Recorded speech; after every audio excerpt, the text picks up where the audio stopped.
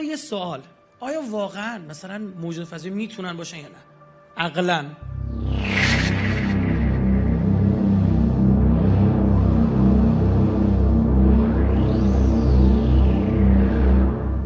بله میتونه باشه.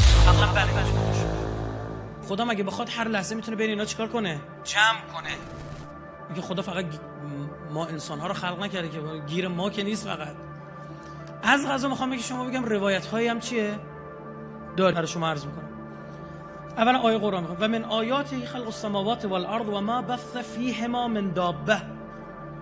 میگه از نشانه هایش خلق آسمان ها و زمینه و بث و انتشاری که داد، گسترشی که داد که من دابه یعنی جونور، جنبنده. خب از جنبنده که چی؟ فیهما، در اون دوتا، یعنی هم زمین هم آسمان. اینو برخی میگن آسمان پرنده ها رو داره میگه. بله این هست. خب منتها من بخشی از تفسیر نمونه رو براتون میخونم.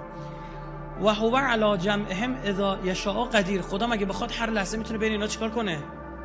جمع کنه، یا اینا رو جمع بکنه. اینا رو جمع بکنه برداشت این بوده که چی؟ در قیامت.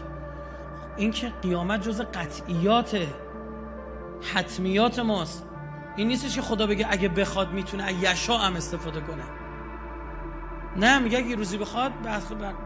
مفسرین برداشت کردن که اینها حتی هم دیگه هم ببینن، یک جا جمع بشن.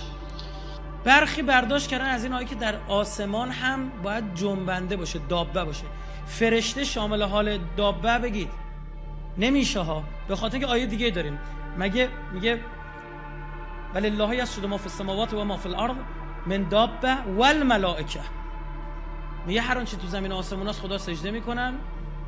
ما فی السماوات و ما فی الارض، هر آنچه در زمین و آسمان است.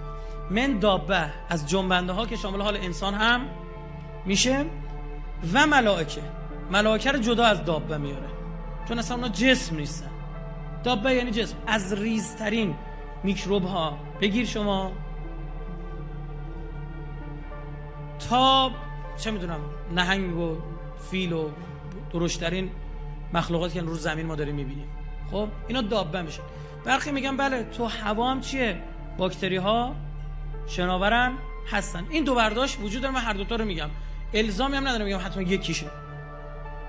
یا مثلا من در زبان عربی خیلی جاها، یعنی بیشتر جاها معنی موجود در واقع موجود ذوی العقول رو میده، یعنی صاحب عقلن. میگه یسألوا من فی السماوات والارض، که تو آسمون ها و چی؟ زمینه. حالا اینجا میتونه این فرشته باشه. خب من تفسیر نمونه جلد 20 صفحه 439 رو براتون اینا رو میخونم.